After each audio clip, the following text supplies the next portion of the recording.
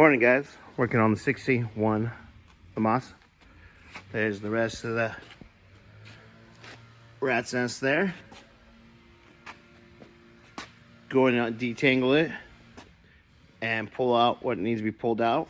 We are leaving the harness to the rear lights. Also, the harness there to the front lights for right now. And then we'll be ready to start laying out that guy right there. All right, guys, get back to you in a little bit. All right, guys, finally have the rat nest out from underneath this dash.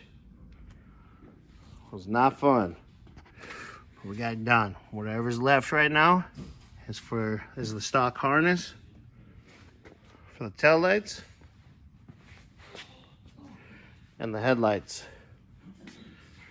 I believe soon Scotty will be rolling out the new harness for this bad boy.